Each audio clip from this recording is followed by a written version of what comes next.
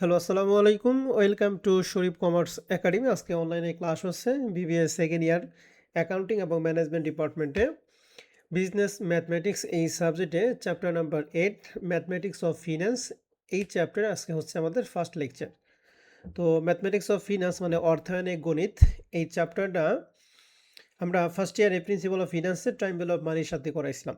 তো ওখানে যেহেতু আমরা করছি, এখানে আমাদের একটু ইজি লাগবে। তো এই চ্যাপ্টারে জাতীয় বিশ্ববিদ্যালয় যে সিলেবাস বন্টন করে দিছে, এই সিলেবাস আলোকে টোটাল এই চ্যাপ্টারকে আমরা টোটাল 10টা ফরম্যাটে ভাগ করছি। এখানে 10টা ফরম্যাটে আমরা ভালো করে করব। প্রত্যেকটা ফরম্যাটই গুরুত্বপূর্ণ। তবে এই 10টা ফরম্যাট থেকে কোন ফরম্যাট থেকে প্রশ্ন আসবে এটা বলা খুব মুশকিল। এর জন্য আমাদের 10টা ফরম্যাটই ভালো করে করতে হবে।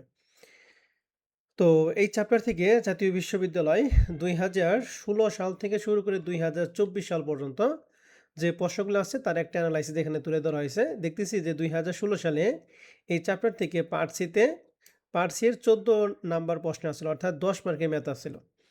2017 সালে পার্ট বিতে একটা, 2018 সালে পার্ট বিতে এবং পার্ট সিতে একটা প্রশ্ন, 2019 সালে কোনো প্রশ্ন হয় নাই, 2020 সালে পার্ট সিতে একটা প্রশ্ন দিছে, 21 সালে পার্ট বিতে একটা, 22 সালে পার্ট বি এবং পার্ট সিতে একটা প্রশ্ন, 23 সালে পার্ট সিতে একটা প্রশ্ন দিছে এবং 24 সালে পার্ট সিতে একটা প্রশ্ন দিছে। তাহলে দেখতেছি যে এখানে প্রত্যেক বছরই পার্ট বি অথবা পার্ট সিতে একটা করে প্রশ্ন আসে। তো 2023 সালে যেহেতু এখানে পার্ট সিতে একটা প্রশ্ন আছে, তোমরা পরীক্ষা দিও 2025 সালের পরীক্ষা। 2025 সালে এখান থেকে পার্ট সিতে একটা প্রশ্ন আসবে। যদি ভাগ্য ভালো থাকে তাহলে সেক্ষেত্রে পার্ট বিতেও একটা প্রশ্ন পাইতে পারো। তাহলে এই চ্যাপ্টারটা আমাদের টার্গেট হচ্ছে 10 মার্কে টার্গেট করে, আর বোনাস হিসাবে আমরা 4 মার্ক যদি আসে তাহলে আমরা 4 মার্ক পাইতে পারি। তো এই চ্যাপ্টারের ক্ষেত্রে আমাদের প্রথমে আমরা বেসিক আলোচনা করব, এরপর কিছু অঙ্ক করব। তো শুরুতেই এই চ্যাপ্টারের ক্ষেত্রে আমাদের মনে রাখতে হবে এককালীন এবং কিস্তি, এই দুইটা কথা আমাদের মনে রাখতে হবে। এককালীন মানে একবার টাকা জমা দিবে, একটি নির্দিষ্ট সময় পরে একবার টাকা উঠাবে, এটা হলো এককালীন। আর কিস্তি হচ্ছে প্রতি মাসে বা প্রতি বছর নির্দিষ্ট কিছু টাকা দিবে এবং একটা নির্দিষ্ট সময় পরে মোট একত্রে টাকা উঠাবে, এটা হলো কিস্তি। তো প্রথমে আমরা এককালীনের সূত্র দেখব, এরপর আমরা কিস্তির সূত্র দেখব। তো মনে রাখতে হবে এককালীনের প্রেজেন্ট ভ্যালু। মনে রাখবেন এককালীনের ক্ষেত্রে বর্তমান মূল্য সবসময় কম হবে আর ভবিষ্যৎ মূল্য সবসময় বেশি হবে। তো বর্তমান মূল্য যেহেতু কম, আমরা ভাগ করলে মান কমে নাকি গুণ করলে মান কমে বলো তো দেখি? ভাগ করলে। তাহলে প্রেজেন্ট ভ্যালুর এককালীনের সূত্র হচ্ছে FV divided by 1 plus I power N. এখানে এপিবি মানে প্রেজেন্ট ভ্যালু, এফবি মানে ফিউচার ভ্যালু, আই মানে ইন্টারেস্ট রেট, এন মানে বছর। তাহলে এটা এককালীনের প্রেজেন্ট ভ্যালুর সূত্র। আর ফিউচার ভ্যালুর সূত্র হচ্ছে PV into 1 plus I power N. যেহেতু ফিউচার ভ্যালু মান বাড়ে, এর জন্য ফিউচার ভ্যালুর সূত্র হবে গুণ আকারে। তাহলে এফবি সমান সমান PV into 1 plus I power N. তাহলে আমরা এককালীনের ফিউচার ভ্যালুর সূত্র দেখলাম, প্রেজেন্ট ভ্যালুর সূত্র আমরা কি দেখলাম। তো এককালীনের ক্ষেত্রে মনে রাখতে হবে প্রশ্নে যার মান দেয়া থাকবে ঠিক তার বিপরীত সূত্র আমরা ব্যবহার করব। কথাটা কি দাঁড়াইলো? প্রশ্নে যদি প্রেজেন্ট ভ্যালুর মান দেয়া থাকে আমরা কার সূত্র অ্যাপ্লাই করব? Future value. আর প্রশ্নে যদি ফিউচার ভ্যালু মান থাকে আমরা কোন কার সূত্র অ্যাপ্লাই করব? Present value. এটা কি মনে থাকবে সবার? জি স্যার। তা কি বললাম কথাটা একটু বলো তো একজন। প্রশ্নে যদি ফিউচার ভ্যালুর মান দেওয়া থাকে তাহলে প্রেজেন্ট ভ্যালুর সূত্র অ্যাপ্লাই করব, আর যদি প্রেজেন্ট ভ্যালুর মান দেওয়া থাকে তাহলে ফিউচার ভ্যালুর সূত্র অ্যাপ্লাই কোন করব। ক্ষেত্রে? কিস্তির ক্ষেত্রে না এককালীন ক্ষেত্রে? এককালীন ক্ষেত্রে। ওকে, ঠিক আছে, মনে জানি থাকি এটা। হ্যাঁ, আমরা আসবো হলো কিস্তির ক্ষেত্রে। কিস্তির ক্ষেত্রে কথা হচ্ছে প্রশ্নে যার মান দেওয়া থাকবে ঠিক তার সূত্রে অ্যাপ্লাই করতে হবে। কিস্তির ক্ষেত্রে কি বললাম? যার মান দেওয়া থাকবে সেটা দিয়ে সূত্র ব্যবহার করব। তার মানে কিস্তি এবং এককালীন একই না ভিন্ন? ভিন্ন স্যার। ভিন্ন। গুড। তাহলে এবার আসি আমরা কিস্তির সূত্রটা দেখি। তাহলে কিস্তির পিভিএ মানে প্রেজেন্ট ভ্যালু অ্যানুইটি, অ্যানুইটি মানে কিস্তি। তো পিভি এর সূত্র হচ্ছে এ সেকেন্ড ব্র্যাকেট 1 মাইনাস উপরে 1 নিচে 1 plus I power N divided by হচ্ছে আই। এটা হলো প্রেজেন্ট ভ্যালুর কিস্তির সূত্র। এখন যখনই কিস্তি হবে তখন মনে করবেন কিস্তি মানে দুইটা, বছরের শুরুতে দেয় অথবা বছরের শেষে দেয়। এখন বছরের শুরু বা বছর শেষের ক্ষেত্রে পরিবর্তন এক জায়গায়। আমরা যে স্ক্রিনে যে সূত্র দেখতেছি এই সূত্র হচ্ছে প্রেজেন্ট ভ্যালুর কিস্তির সূত্র যদি বছরের শেষে উল্লেখ থাকে। তাহলে শুরুতে থাকলে কি চেঞ্জ হবে? শুরুতে থাকলে শুধু উপরে এই 1 প্লাস আই দিব, 1 প্লাস আই, আর বাদ বাকিগুলি সেম জিনিস। তাহলে বুঝতে পারলাম যে বছরের শেষে যদি থাকে 1 প্লাস আইটা হবে না, আর যদি বছরের শুরুতে থাকে তাহলে 1 প্লাস আই হবে। মনে থাকবে? জি স্যার। ওকে, এবার হলো ফিউচার ভ্যালু জি, স্যার। সূত্র a into second bracket 1 plus I power n minus 1 divided by I. এটাও ফিউচার ভ্যালুর কিস্তি সূত্র, বছরের শেষেরটা না শুরুরটা? এটা শেষেরটা স্যার, এটা শেষেরটা। শেষেরটা। শুরু যদি থাকে তাহলে 1 প্লাস আই দিতে হবে। আই যোগ হবে। আই তার মানে বুঝতে হবে। পারলাম যে প্রেজেন্ট ভ্যালু এবং ফিউচার ভ্যালু উভয় ক্ষেত্রে যদি শুরু থাকে তাহলে 1 প্লাস আই দিব, আর যদি শেষে থাকে তাহলে 1 প্লাস আই দিব না। এখন প্রশ্ন হচ্ছে কোনো প্রশ্নে যদি শুরু বা শেষ কোনো কিছু উল্লেখ না থাকে তাহলে আমরা কি দুই অঙ্ক সমাধান করব? তো সেক্ষেত্রে আমরা অঙ্ক শেষ সমাধান ধরে করব করো। বছরের শেষে দুই অঙ্ক সমাধান করব। মনে থাকবে? জি স্যার। ওকে, এখন এই আইটেমটা একটু ভালো করে দেখবো। লেখা আছে উপরে এককালীন বা কিস্তি সূত্রে উভয় ক্ষেত্রে, মানে এককালীন ক্ষেত্রে আমাদের এটা অ্যাপ্লাই করব, কিস্তির ক্ষেত্রে আমরা অ্যাপ্লাই করব। যদি অর্ধবার্ষিক থাকে, অর্ধবার্ষিক মানে হচ্ছে 6 মাস পর পর কিস্তি দেয়, তাহলে এম এর মান হচ্ছে 2। কি বলছি তো বলো তো দেখি, অর্ধবার্ষিক মানে কয় মাস পর পর কিস্তি দিবে? 6 মাস পর কিস্তি দেয়, বছরে 2 বার কিস্তি দেয়। গুড। আর ত্রৈমাসিক মানে 3 মাস পর পর কিস্তি, তাহলে বছরে কয়বার কিস্তি দিবে? 4 4 বার। বার দিবে। 4 বার। দ্বিমাসিক মানে 2 মাস পর পর দেয়, তাহলে বছরে কয়বার কিস্তি দিবে? 6 6 বার। বার। 6 বার। মাসিক মানে 1 মাস পর পর কিস্তি দেয়, তাহলে কয়বার কিস্তি দিবে? 12 12 বার। বার। 12 সপ্তাহে বার। মানে প্রতি সপ্তাহে কিস্তি, তাহলে 1 বছর সমান সমান কয় সপ্তাহ? 52 সপ্তাহ। 52। তাহলে এম এর মান হচ্ছে 52। আর দৈনিক মানে প্রতিদিন কিস্তি দেয়, তাহলে এম এর মান কত? 365। 65। তাহলে বুঝতে পারলাম অর্ধবার্ষিক যদি হয় তাহলে এম এর মান 2, ত্রৈমাসিক হলে এম এর মান 4, দ্বিমাসিক হলে এম এর মান 6, মাসিক হলে এম এর মান 12, সাপ্তাহিক হলে এম এর মান 52, দৈনিক হতে এম এর মান কত? 65। 365। এখন মনে রাখতে হবে যদি এম এর মান প্রশ্নে থাকে তাহলে এম এর কাজ হলো দুইটা। এম এর মান যদি থাকে তাহলে এম এর কাজ কয়টা? 2টা। দুইটা। এক হলো আয়েরে ভাগ করা, আয়ের মানটাকে কি করবো আমরা? আইরে ভাগ আর এন কে গুণ করা। গুণ তাহলে আয়েরে ভাগ করবো, এনের কি করবো? গুণ গুণ করব। করব। গুণ করবো। তাহলে এইটুকু জানলে আপাতত আমাদের চলবে, আর কোনো কিছুই লাগবে না আজকের ক্লাসের জন্য। তো আমরা এখান থেকে দেখলাম এককালীনে প্রেজেন্ট ভ্যালু ফিউচার ভ্যালু সূত্র দেখলাম, কিস্তির ক্ষেত্রে প্রেজেন্ট ভ্যালু ফিউচার ভ্যালু সূত্র দেখলাম। কিস্তির ক্ষেত্রে আবার 2টা করে সূত্র, বছরের শেষে থাকলে একটা, বছরের শুরুতে থাকলে একটা, নাকি? জি স্যার। বছর শেষ জি, এবং স্যার। শুরুর মধ্যে পার্থক্য কি? শুধুমাত্র একটা, কি? 1 প্লাস আই। এই আই। 1 প্লাস আই দিব বছরের শেষে থাকলে না শুরু থাকলে? শুরুতে থাকে। শুরু থাকলে। শুরুতে থাকলে। গুড। এবার আসি আমরা তাহলে এখান থেকে আমরা কিছু অঙ্ক প্র্যাকটিস করবো, আর নিচেরগুলো এখন আপাতত পড়া দরকার নাই, যখন লাগবে তখন আমরা পড়ে নিব। তো ফরম্যাট নাম্বার 1 আমরা শিখব বর্তমান মূল্যের কিস্তির পরিমাণ বের করা, অর্থাৎ প্রেজেন্ট ভ্যালুর কিস্তির পরিমাণ আমরা নির্ণয় করব। তো বিজনেস ম্যাথের প্রত্যেকটা প্রশ্নই ইংলিশ ভার্সন হবে আর বাংলা ভার্সন হবে। আপনি ইংলিশও দেখতে পারেন, বাংলাও দেখতে পারেন, কিন্তু অঙ্ক কিন্তু আপনাকে ইংলিশেই করতে হবে, ঠিক আছে? তো প্রশ্নে বলছে যে এ ম্যান বোরোড 20,000 টাকা at the rate of 4% interest. তাহলে একজন ব্যক্তি ঋণ নিছে, খাতার মধ্যে লিখে রাখেন ঋণকৃত অর্থ সবসময় প্রেজেন্ট ভ্যালু হবে। ঋণকৃত অর্থ সবসময় কি ভ্যালু হবে? Present value. এটা খাতার মধ্যে লিখে রাখেন, ঋণকৃত অর্থ সবসময় প্রেজেন্ট ভ্যালু। তাহলে ঋণ যেহেতু 20,000 টাকা করছে তাহলে এটা প্রেজেন্ট ভ্যালুর মান। কত পার্সেন্ট ইন্টারেস্টে? 4%। তাহলে এই 4% হচ্ছে আয়ের মান। অ্যান্ড বলছে and he promised to pay the interest with capital at 10 instalment at the end of the year. তাহলে 10টা ইনস্টলমেন্ট দেয় প্রতি বছর শেষে না শুরুতে? শেষে স্যার। শেষে। তাহলে ইনস্টলমেন্ট মানে এন এর মান দিয়ে আসছে 10, আর অঙ্কটা বছরের শেষে না শুরু? শেষ। শেষে। 1 প্লাস আই কি দিব না দিব না? দিব না। দিব না। দিব না। এখন আপনাকে বলছে what will be the annual instalment.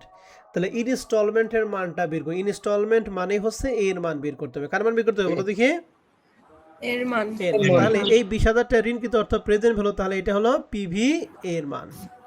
তাহলে পিভি এ হচ্ছে 20,000, আয়ের মান কয় পার্সেন্ট? 4%। 4%। এন এর মান কয় বছর? 10 বছর। 10 আর বছর। এই আমরা কি করব? এ বের করব। করব। তাহলে হিয়ারে লিখছি পিভি এ সমান 20,000, আই সমান সমান 4% মানে 0.04, এর মানে 10, এ সমান সমান কি হোয়াট। আর আমাদের এই অঙ্কের মধ্যে কিন্তু একাধিকবার কোনো কিস্তি দেয় নাই, ঠিক আছে। যদি থাকতো তাহলে এম এর মান হতে এম এর কাজ হলো দুইটা, এন এর গুণ করা, আই এর কি করা, ভাগ করা। ভাগ করা। তাহলে এখন আমাদের যার যার আছে মানগুলি বসে আমরা এর মানটা বের করে নিব। তাহলে পিভিএ সমান সমান মান দিয়ে আছে 20,000, এর মান আমরা বের করব। সেকেন্ড ব্র্যাকেট 1 মাইনাস, উপরে 1 নিচে 1 প্লাস আই এর মান বসেছি, এন এর মান বসেছি, নিচে আই এর মান বসানো হয়েছে। 20,000 20,000 থাকবে, এখানে এই থাকবে, হ্যাঁ এই পুরো ক্যালকুলেশনটা আমরা একসাথে করব। ক্যালকুলেটর এই মান পুরো মানটা আমরা একসাথে করে নিব। আশা করি এই ক্যালকুলেশন আপনারা পারবেন। যারা পারবেন না তাদের জন্য আমি একবার বলে দিতেছি। প্রথমেই আমরা ফার্স্ট ব্র্যাকেট দিব 1 প্লাস 0.04, ফার্স্ট ব্র্যাকেট ক্লোজ করে একটা সমান দিব, সমান দেওয়ার পরে পাওয়ার দিব 10, তাহলে আমাদের পাওয়ার 10 এর মানটা বের হয়ে যাবে। এরপরে লিখবো একের সাথে যেহেতু ভাগ করতে হবে, লিখবো 1 ভাগ অ্যান্সার সমান, তাহলে এটা ভাগের মানটা চলে যাবে। এবার একের থেকে বিয়োগ করতে হবে, এবার আমরা লিখবো 1 বিয়োগ অ্যান্সার সমান, তাহলে উপরে পুরো মানটা হয়ে যাবে, নিচে হচ্ছে 0.04, তাহলে ওই মানটাকে 0.04 দ্বারা ভাগ করলেই মান হবে 8.1108। কথা বুঝছি? জি স্যার। আর যাদের ক্যালকুলেটর নাই তারা শুনেন, পরবর্তীতে ক্যালকুলেশন করে নেবেন, আর যাদের আছে তারা প্র্যাকটিস করতে পারেন।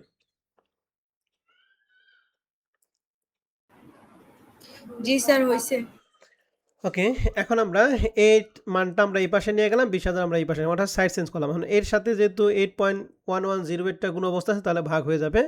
তাহলে এই সমান সমান উপরে 20,000, নিচে 8.1108, তাহলে ভাগ করে এই সমান সমান মান হলো 2466। তাহলে আমাদের টোটাল ঋণ যদি 20,000 টাকা নেই, প্রতি বছর 2,464 টাকা করে কিস্তি দিব। কয় বছর দিতে হবে? 10 বছর। 10 10 বছর। বছর। 10 বছর। তাহলে প্রবলেম 1 নম্বর অঙ্কটা কি বোঝা গেছে? জি জি স্যার। স্যার। পারবো? জি স্যার। জি স্যার। তাহলে আমাদের প্রশ্নের মধ্যে বুঝতে হবে যে কার মান দিয়ে আছে আর কার মানটা বের করতে হবে। এটা প্রশ্ন থেকে আগে আইডেন্টিফাই করতে হবে, দেন অঙ্ক করতে হবে। প্রশ্ন না বুঝলে কিন্তু অঙ্ক করা যাবে না। এবার আমরা প্রবলেম 2 নম্বর প্রশ্নটা যাব। লেখা আছে একজন লোক একটি কারখানা ক্রয়ের জন্য বিএসবি থেকে 6 লক্ষ টাকা ঋণ নেয়। আমরা জানি ঋণ কৃত অর্থ সবসময় কি ভ্যালু হয়? Present value. তাহলে এটা কার মান বলো দেখি? প্রেজেন্ট ভ্যালু মান। প্রেজেন্ট মান। পিভি এর মান। এ শর্ত হলো মাসিক 1.25 হারে সুদের 48টি সমান কিস্তিতে মাসিক কিস্তির পরিমাণ ও মোট সুদের পরিমাণ কত। মানে তারা সুদ দেয় বার্ষিক না, দেয় কি মান্থলি। কিসে দেয় বলো দেখি? Monthly Monthly। ইনস্টলমেন্ট দেয়। তাহলে মান্থলি যদি থাকে, প্রত্যেক মাসে যদি থাকে, মানে মাসিক যদি থাকে, তাহলে এম এর মানটা কত আমরা জানি? 12 12। তাহলে এম এর কাজ দুইটা, আই এর ভাগ করা, এন এর কি করা? গুণ করা। গুণ করা। তাহলে হিয়ারটা দেখেন, পিবিএ সমান সমান 6 লাখ টাকা নিছি, আই সমান সমান ইন্টারেস্ট রেট যেটা 1.25 ছিল, তারা 100 দ্বারা ভাগ করে 0.0125। যেহেতু এম এর মান 12, এই জন্য এটাকে আমরা 12 দ্বারা কি করছি? ভাগ করছি। ভাগ করে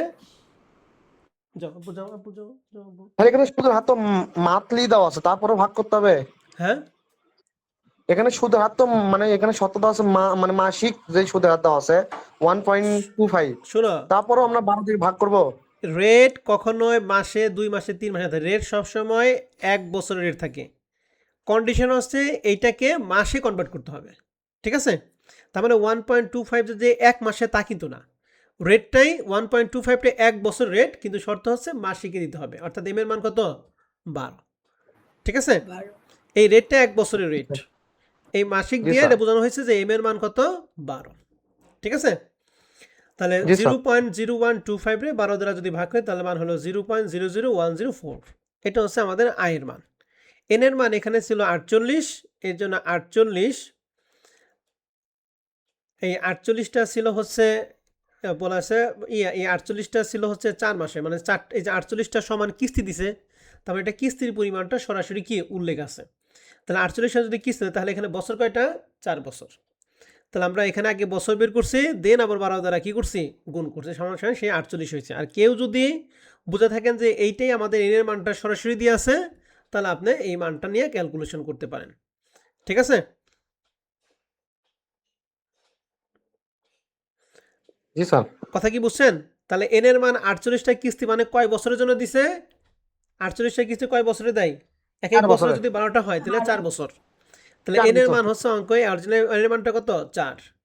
আর এম যেহেতু আছে এই জন্য এম এর মান 12 দ্বারা গুণ করছে। এখানে একটা ছোট্ট করে এম সমান সমান 12 লিখে দিবেন।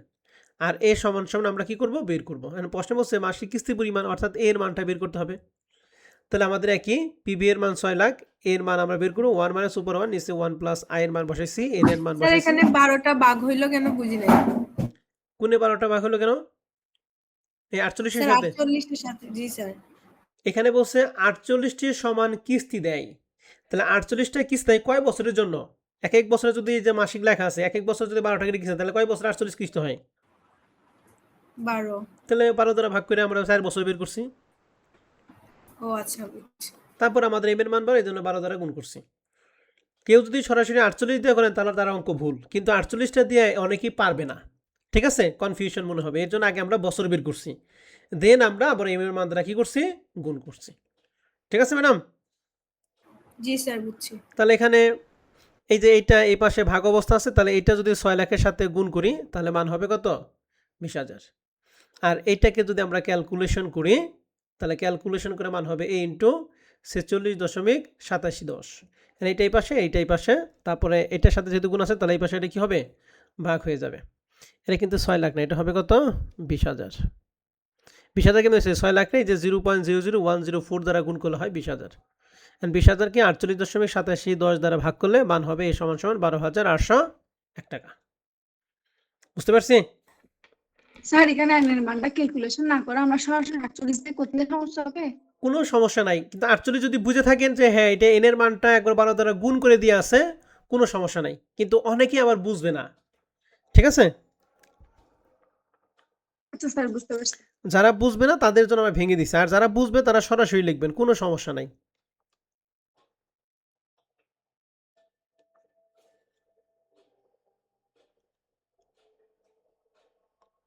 আমাদের এখানে ক্যালকুলেশনটা কি ভুল আছে নাকি? মনে হয় ক্যালকুলেশনটা ভুল আছে।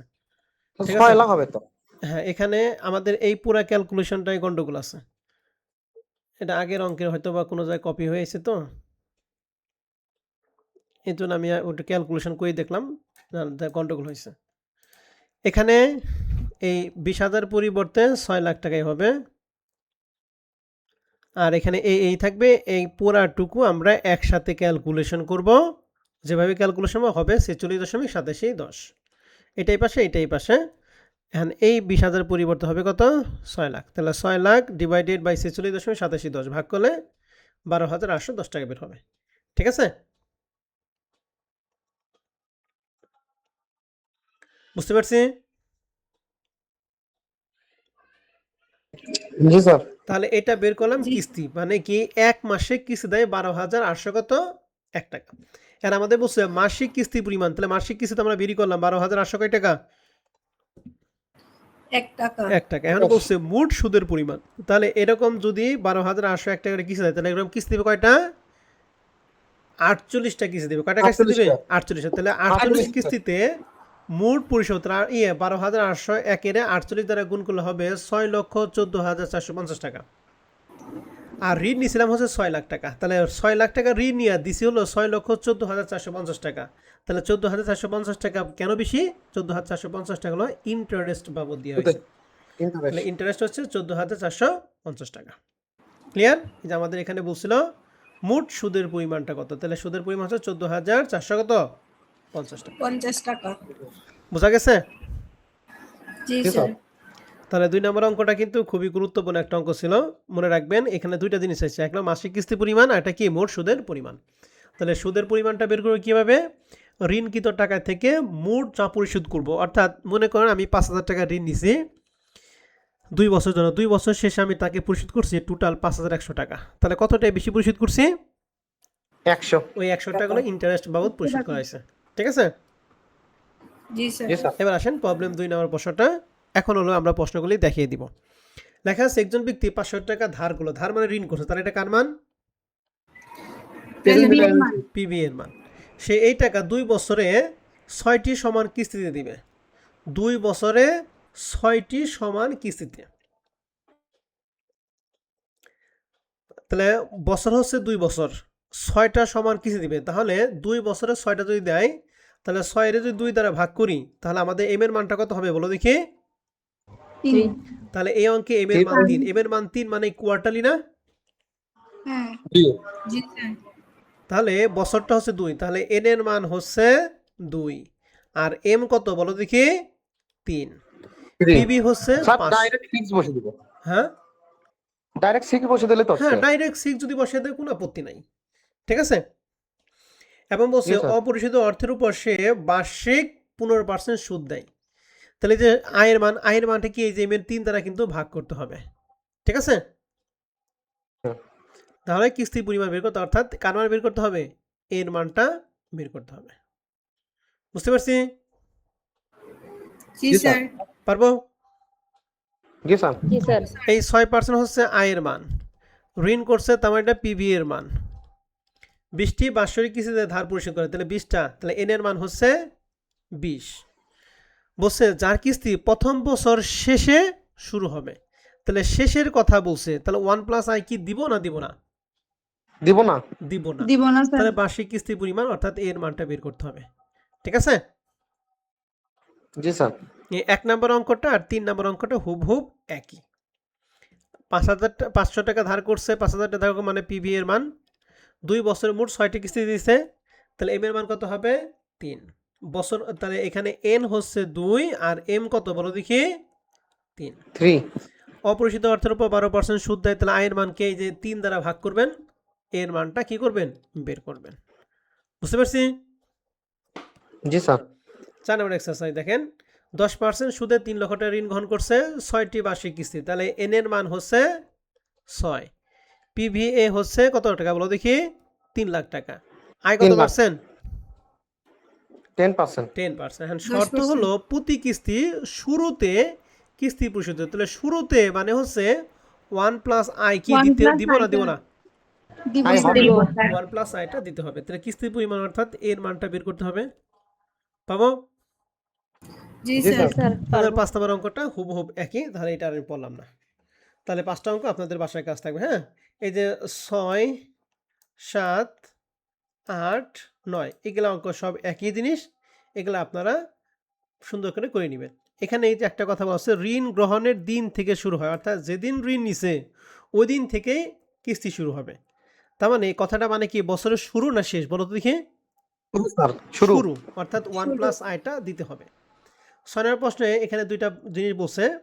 এক হলো এই যে ঋণ গ্রহণ করছে মানে পিবি এর মান 20 বছরের জন্য, এন এর মান 20, সুদের হার হচ্ছে কত পার্সেন্ট? 12%। এন্ড 1 নম্বর 12%। বের করতে বলছে বাৎসরিক। বাৎসরিক মানে এম এর মান 1 দ্বারা কোনো কিছু ভাগ বা গুণ করলে কোনো পরিবর্তন হবে? না। হবে না।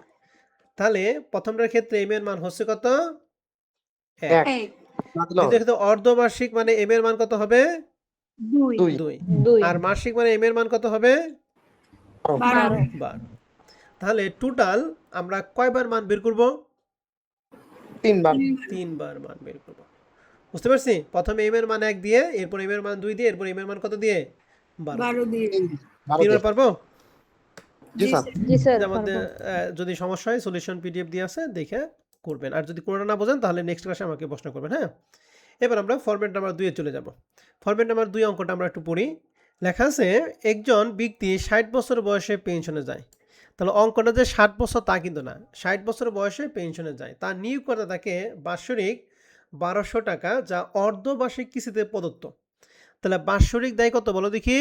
1200 টাকা। তাহলে 1200 বাৎসরিক যদি 1200 টাকা দেয়, অর্ধবার্ষিক মানে সেমি অ্যানুয়ালি। সেমি অ্যানুয়ালি যদি থাকে তাহলে এম এর মান কত বলো দেখি? 2 2।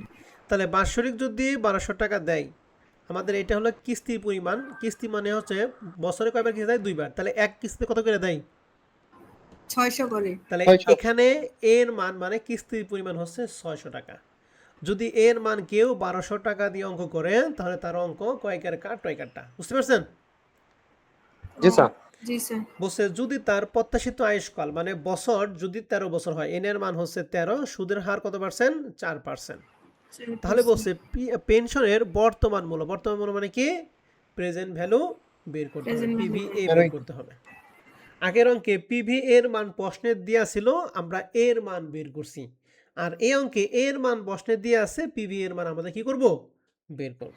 বের করব। তাহলে এখন একটা দেখাই, এর মান 600 টাকা বের করছি, 1 মাইনাস উপরে 1 নিচে 1 প্লাস আই এর মান কত পার্সেন্ট ছিল, 4% ছিল, মানে 0.04, আর এম এর মান ছিল 2, এই জন্য 0.04 এ 2 দ্বারা ভাগ করে 0.02 হয়েছে। ঠিক আছে, এন এর মান ছিল 13, 13 2 দ্বারা গুণ করে কত হয়েছে 26। তাহলে এর মান 26, নিচে আয়ের মান, এটাকে ক্যালকুলেশন যদি করি তাহলে মান হবে 12,073। ক্যালকুলেশনটা কিভাবে করব আমি একবার বলে দিতেছি। প্রথমে first bracket 1 plus 0.02 first bracket close করে পাওয়ার দিব হচ্ছে 26 দিয়ে একটা সমান দিব। এরপর লিখবো 1 ভাগ অ্যান্সার সমান, আবার লিখবো 1 বিয়োগ অ্যান্সার সমান, থার্ড ব্র্যাকেটে কাজ শেষ। এবার গুণ দিব 600 দিয়ে সমান দিয়ে ভাগ দিব 0.02, তাহলে মান হবে 12,073। কথা কি বোঝা গেছে কিনা? জি জি স্যার। স্যার। জি স্যার। কারো কোনো সমস্যা আছে? নাই নাই স্যার।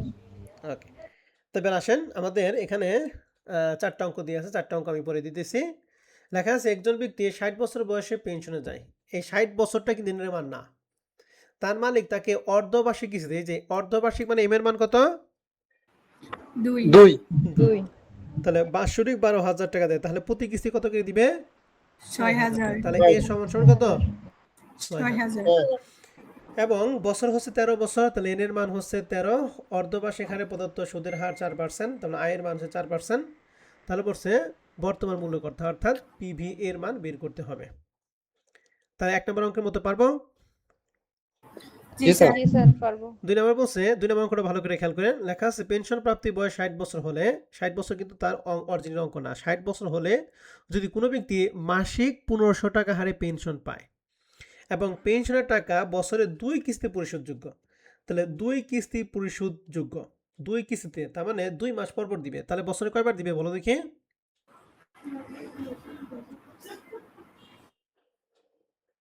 বছরে 2 কিস্তিতে পরিশোধ, মানে বছরে তো 2 বার আমি হবে ভুল স্যার। বলছি, 2 6 মাস কিস্তি, পর পর। 2 কিস্তিতে পরিশোধ, তার মানে হ্যাঁ, বছরে কিস্তি দিবে 2টা, তার মানে কয় 2 মাস বার। পর পর দিবে, 6 মাস পর পর। 6 মাস পর পর কিস্তি দিবে। কয় মাস পর পর দিবে, 6 মাস পর 6 পর। মাস এখন আমাদের এই 1500 টাকা দিচ্ছে মাসে, এক মাসে 1500 দিবে, তাহলে 6 মাসে কত দিবে, 9,000। 750 6 গুণ 9,000 6 মাসে 9,000 টাকা। ঠিক আছে, কথাটা স্যার। আবার বলতেছি ভালো করে। এক মাসে কিস্তি দিয়ে আছে 1500 টাকা, 2 কিস্তি পরিশোধ মানে বছরে 2 বার কিস্তি দেয়, বছরে 2 কিস্তি দেয়, তাহলে কয় মাস পর পর কিস্তি দেয়, 6 মাস পর পর কিস্তি দেয়। এক 6 মাসে মাস যদি পর। 1500 হয় তাহলে 6 মাসে কত, 9,000 টাকা। 9,000 তাহলে এর মান হচ্ছে 9,000, এন এর মান হচ্ছে 15 বছর, আয়ের মান হচ্ছে 5%, বর্তমান মূল্য বের করতে হবে। পারবো? জি স্যার। 3 নম্বর অঙ্কটা দেখেন, বসে মিতুল 50 লক্ষ টাকা দিয়ে একটি আবদুল্লাপুর একটি বিল্ডিং ক্রয় করতে চান। এটা কিন্তু ক্রয় করে নাই, চান কেবল। সে মোট ব্যয়ে 50% নগদে পরিশোধ করতে চায়। তাহলে 50 লাখ টাকার 50% মানে 25 লক্ষ টাকা নগদে পরিশোধ করবে। মনে রাখবেন, কোনো কিছু ক্রয় করার সময় যেটা সাথে সাথে দেওয়া হয় সেটাকে বলা হয় ডাউন পেমেন্ট। কি পেমেন্ট বলো দেখি, ডাউন পেমেন্ট। Down payment. তাহলে ডাউন পেমেন্ট এই অঙ্কের জন্য 25 লাখ টাকা। তাহলে 50% নগদে আরও কত টাকা থাকে, 25 লাখ। এই 25 লক্ষ টাকার জন্য বলছে এবং 15% সুদে উত্তরা ব্যাংক থেকে 25 লক্ষ টাকা ঋণ গ্রহণ করবে, যা সমান দ্বিমাসিক কিস্তিতে পরিশোধ করবে। দ্বিমাসিক মানে 2 মাস পর পর। তাহলে এর মান কত হবে, 6। 6 পরবর্তী 20 বছর দেবে, তাহলে এন এর মান 20 বছর। 20 বলছে বছর সুযোগ ব্যয় 12% যদি হয় তাহলে তার কি বিল্ডিংটা ক্রয় করা উচিত হবে কি উচিত হবে কি উচিত হবে না উচিত হবে না। এখন প্রশ্ন হচ্ছে উচিত হবে কি হবে না, সেটা ডিপেন্ড করবে আমাদের মানের উপরে। তা আমরা মানটা কীভাবে বের করবো, প্রথমে 50 লাখ টাকার 50% ডাউন পেমেন্ট হয়ে গেছে, এরপরে বাদ বাকি যে 25 লক্ষ টাকা ঋণ নিছে, এই 25 লক্ষ টাকা ঋণ নিছে কত পার্সেন্ট সুদে বলো দেখি, 15% সুদে। 15% সুদে। তাহলে আমাদের প্রথম কাজ হচ্ছে 25 লক্ষ টাকা যে ঋণ নিছে এই ঋণের প্রথমে কত টাকা করে কিস্তি দেয়, কিস্তির পরিমাণটা বের করব, তারপরে ওই কিস্তির বর্তমান মূল্য বের করব। ঘটনা কি, ঘটনা দুইটা। প্রথমে যে ঋণ নিছি ঋণের প্রথমে কিস্তি মান বের করব, যে কিস্তি বের করব ওই কিস্তির বর্তমান মূল্য বের করব। বর্তমান মূল্যের সাথে প্রথমে যে ডাউন পেমেন্ট দিছিলাম এই ডাউন পেমেন্টটা কি করব, যোগ করব। যোগ করে দেখব যে সম্পত্তি ক্রয় মূল্য থেকে কম না বেশি। যদি কম হয় তাহলে বিল্ডিং ক্রয় করা উচিত, আর যদি বেশি হয় তাহলে বিল্ডিং ক্রয় করা উচিত না। বুঝতে নয়। পারছেন কথা? জি স্যার। তাহলে স্টেপটা কি আমি আবার বলতেছি, 50 লাখ টাকা যে 50 লাখ টাকা 50% দিয়ে দিছে, তাহলে 25 লাখ টাকা হচ্ছে আমাদের ডাউন পেমেন্ট, এবং বাদ বাকি 25 লক্ষ টাকার জন্য তারা কি করছে, ঋণ গ্রহণ করছে। তাহলে আমাদের কাজ কি, প্রথমে যে ঋণ গ্রহণ করছে ঋণের আগে কিস্তি বের করব। আমি যে কিস্তি দিব ওই কিস্তির বর্তমান মূল্য, তাহলে কিস্তির বর্তমান মূল্য প্লাস ডাউন পেমেন্ট, এই দুইটার যোগফল দেখবো যে ক্রয় মূল্য থেকে সমান না বেশি। ঠিক আছে? তাহলে আসেন প্রথম স্টেপটা কি, আমরা যে ঋণ নিছি ঋণের কিস্তির পরিমাণ বের করব। তাহলে আমাদের এই যে ঋণ কিন্তু অর্থাৎ সবসময় প্রেজেন্ট বলে, তাহলে 25 লক্ষ টাকা হলে পিবি এর মান, আয়ের মান কত পার্সেন্ট বলেন দেখি, 15%। আর বছর হচ্ছে কত, 20 বছর। তাহলে দেখেন আপনারা সবাই সলিউশন পিডিএফটা দেখতেছেন কিনা। স্যার 15% এবং তাকে 6 ভাগ করতে হবে।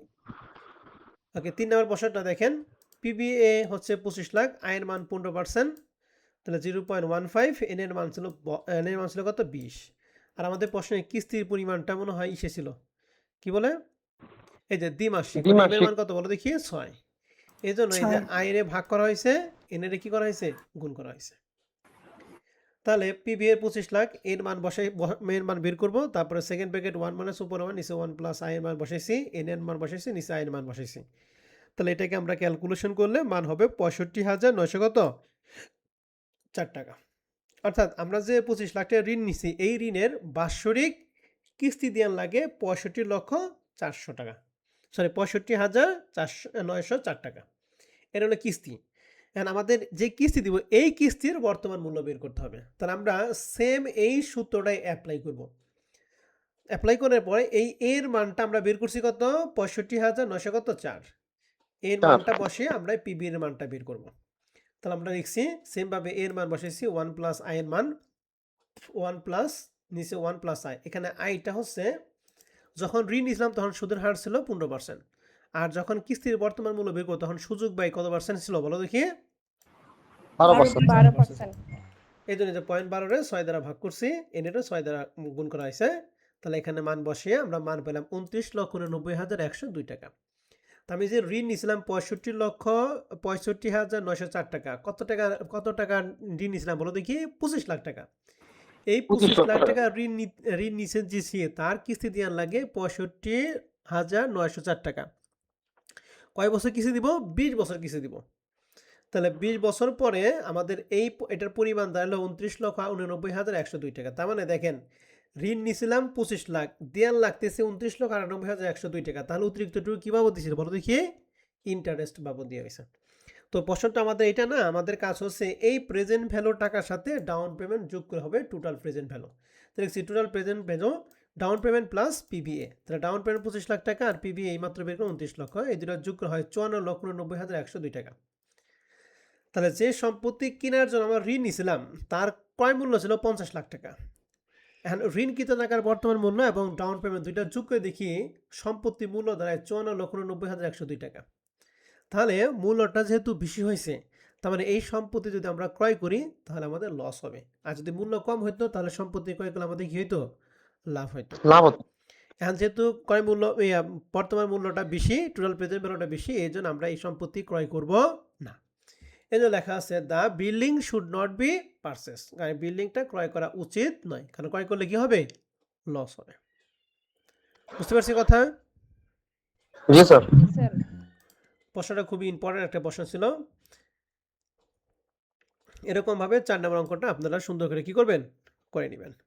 এবার 3 নম্বর ফরম্যাটে চলে যাই। 3 নম্বর ফরম্যাট হচ্ছে ফিউচার ভ্যালু। স্যার ওই অঙ্ক আছে আপনার ওই সপ্তম অধ্যায় আপনি মনে করে দিতে বলছিলেন, ওই সেম অঙ্ক আছে সপ্তম অধ্যায়ের শেষে রিসেন্ট কোশ্চেনের ভিতর। আচ্ছা ঠিক আছে, ওইটা আমরা শেষের দিন করাবো। হ্যাঁ, ওটা মনে রাখো, শেষের দিন আমরা দেখিয়ে দিব। ঠিক আছে, জি স্যার। আজকে আমরা সিরিয়ালি করি। তো এখন হচ্ছে আমাদের বর্তমান মূল্য। বর্তমানের সূত্র কয়টা বলো তো দেখি,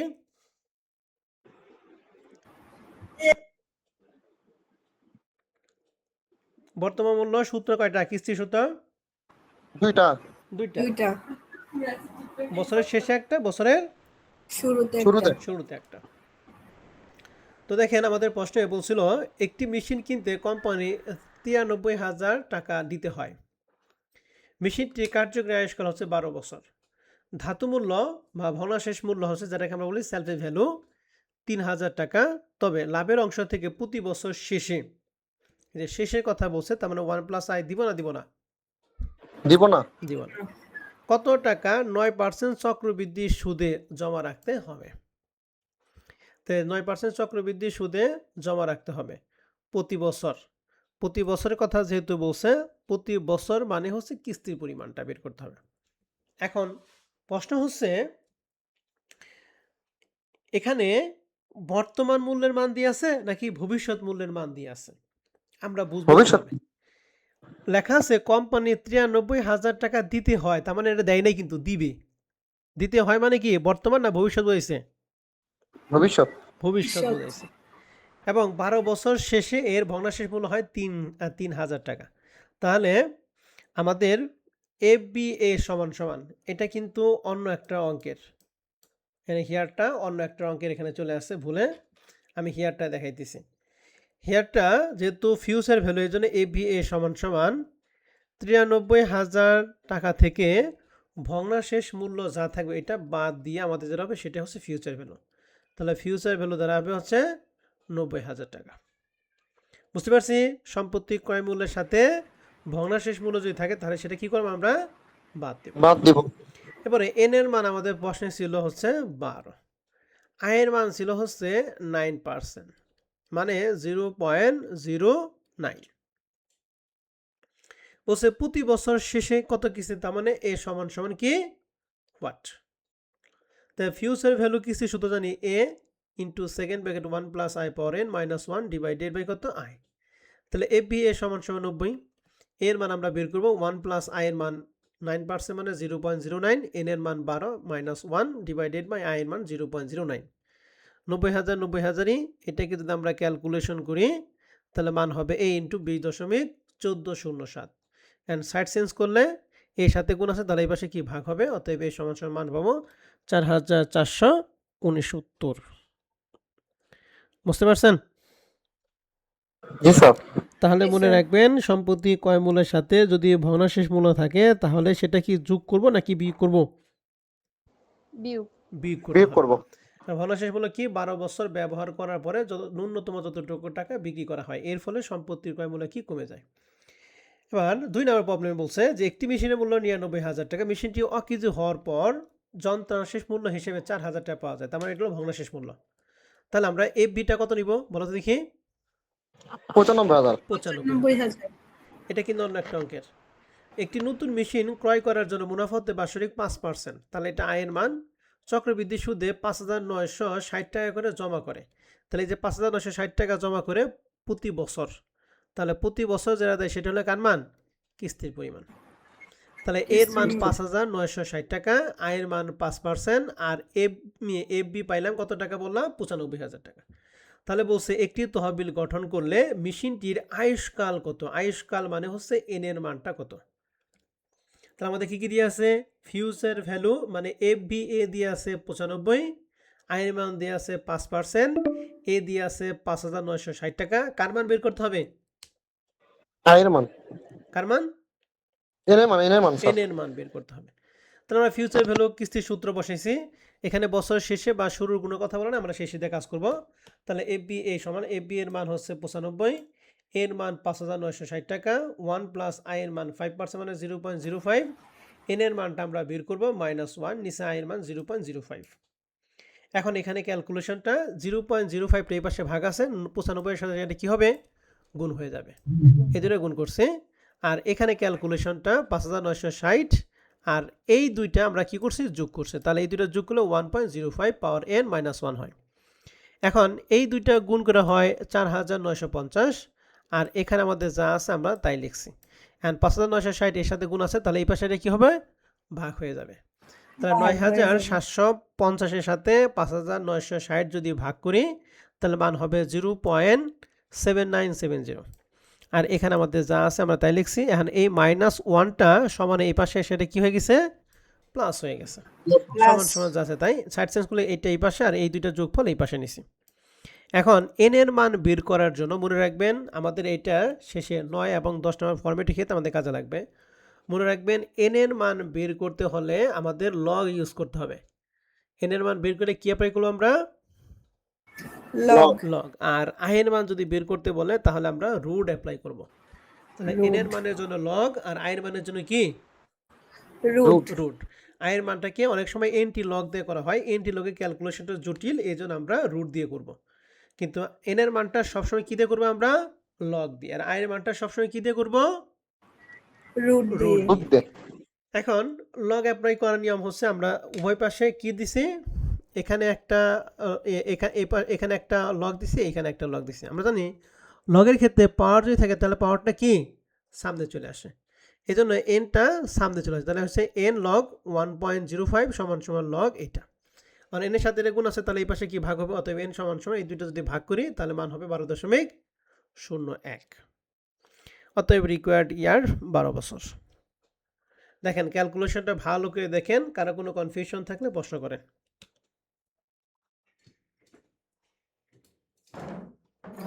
নাই স্যার। সবাই কি বুঝছেন? জি স্যার। জি স্যার। অঙ্ক দিলে পারবেন তো? জি স্যার। বলেন পারবো। এক্সারসাইজ 1 এ ফিউচার ভ্যালু কত হবে? 95,000 5% কার মান? আয়ের মান। আই এর মান আর 5,960 টাকা এর মান। এর মান এন এর মান বের করতে হবে, তার মানে ওই 1 নম্বর অঙ্কটাই নাকি? জি স্যার। 2 নম্বর অঙ্কটা 1 লাখ, এখানে এফবি কত হবে? 95,000 আই এর মান সেই 5, এর মান সেই 5,960 টাকা, এন এর মান বের করতে হবে। তার মানে প্রবলেম 1 এক্সারসাইজ 1 এক্সারসাইজ 2 সেম জিনিস নাকি? জি স্যার। 3 নম্বর অঙ্কটা দেখেন। A machine cost a company 80,000 টাকা and its effective life is estimated to be 25 years. A sinking fund is created for replacing the machine at the end of the lifetime when its scrap value 5,000 টাকা। তাহলে scrap value মানে সেলভেজ value. তাহলে আমাদের FB হবে 80,000 থেকে এই 5,000 টাকাকে বাদ দিয়ে হবে এফবি। তাহলে এফবি কত হবে? 75,000 75,000। Calculate what amount should be provided every year. তাহলে এভরি ইয়ার যেটা সেটা হচ্ছে এর মান। Out of the profit for the sinking fund it accommodation, এটাকে বলা হয় 11.5%, মানে 11 পয়েন্ট কত 5। তাহলে আই এর মান হচ্ছে 11 পয়েন্ট কত 5%। তাহলে 11 আই এর মান দিয়ে আছে, এ বি এ দিছে 75, এন এর মান দিয়ে আছে কত 25। তাহলে কার মান বের করতে হবে? এর মানটা বের করতে হবে। সেম ভাবে ক্যালকুলেশন করে পারবো না? জি স্যার। 3 নম্বর অঙ্কটা দেখেন। এখন থেকে 6 বছর পর একটি গাড়ি কেনার পরিকল্পনা রয়েছে। তাহলে এটা 6 বছর পরে, তার মানে অবশ্যই ভবিষ্যৎ। তাহলে এন এর মান হচ্ছে কত 6। গাড়িটির মূল্য 4 লাখ টাকা। তাহলে গাড়িটির মূল্য কি এখন 4 লাখ নাকি 6 বছর পরে 4 লাখ? 6 বছর পর। তাহলে এটা হলো এভিএ। ফিউচার ভ্যালু তুমি চাচ্ছ এই অর্থ মাসিক কিস্তিতে শতকরা 12 টাকা হার সমেত একটি ব্যাংকে তহবিলে জমা করো। তাহলে কিস্তি হচ্ছে মাসিক। মাসিক মানে এম এর মান কত বলো দেখি? 12। আর শতকরা 12% মানে আয়ের মান কত পার্সেন্ট? 12%। তাহলে তোমার মাসিক কিস্তি পরিমাণ কত? তার মানে কার মান বের করতে হবে? এর মান বের করতে হবে। পারবো? জি স্যার। তাহলে এই অঙ্কে এফবিএ পাইলাম 4 লাখ টাকা, আই 12% মানে 0.12 হবে। এন এর মান কয় বছর? 6 বছর। 6 বছর। আর এম কত? 12। তাহলে এম এর কাজ হচ্ছে আই রে ভাগ করবেন, এন এর কি করবেন? গুণ গুণ করবেন। এর মানটা বের করবেন। ঠিক আছে? জি স্যার। 5 নম্বরে বলছে আজ প্রমার 4র্থ জন্মবার্ষিকী। প্রমার 13তম জন্মবার্ষিকী তার মামা 1 লক্ষ টাকা প্রদানের অঙ্গীকার দেয়। তাহলে এখন 4 বছর 13তম, তাহলে কয় বছর পরে দিবে? 9 বছর। তাহলে এন এর মান হচ্ছে 9। এই 1 লাখ টাকা দিবে, তার মানে কি বর্তমান না ভবিষ্যৎ? ভবিষ্যৎ। তাহলে এপিএ সমান সমান 1 লাখ টাকা।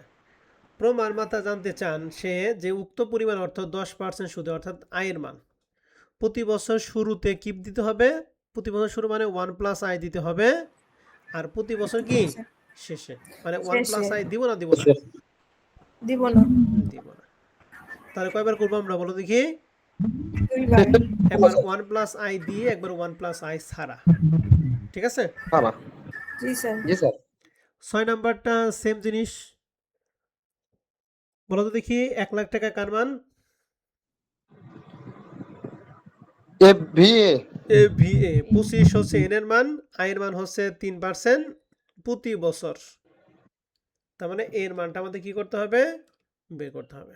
বের করতাম এখানে 1 লাখ টাকা ওই যে সেলফি ভ্যালু ছিল 5000, তাহলে কত হবে বলো দেখি? 95,000 95। এন এর মান 12 বছর, আই এর মান কয় পার্সেন্ট? 5%। 5%। আর প্রতি বছর শেষে দেয়, এর মানটা কি পারবো? জি স্যার। জি স্যার এই 8 নাম্বার অঙ্কটাও হুবহুব একই, 9 নাম্বার হুবহুব একই জিনিস। ঠিক আছে? এরপরে হচ্ছে জি আমাদের স্যার 4 নাম্বার ফরম্যাট। তো 4 নাম্বার ফরম্যাটটা আজকে আমরা ধরবো না, আজকে আমরা 3 নাম্বার ফরম্যাট পর্যন্তই দেখাই। ঠিক আছে? সবগুলো ফরম্যাট যদি একসাথে দেখাই তাহলে আমাদের মধ্যে একটু কন্ট্রাডিক্ট হয়ে সৃষ্টি হবে। এর জন্য ঝামেলা করে কোনো লাভ নাই। আমরা ফরম্যাট 3 পর্যন্ত আজকে দেখলাম। ফরম্যাট 3 পর্যন্ত অঙ্কগুলি দেখবেন। যার যেটা সমস্যা থাকবে সমস্যাগুলো আমরা নেক্সট ক্লাসে দেখিয়ে আমরা ফরম্যাট 4 দিয়ে শুরু করব। ঠিক আছে স্যার এবং ম্যাডামরা? জি স্যার। জি স্যার তাহলে আজকে রেকর্ড ক্লাস এই পর্যন্ত থাকবে। আপনাদের কোনো প্রশ্ন থাকলে প্রশ্ন করতে পারেন।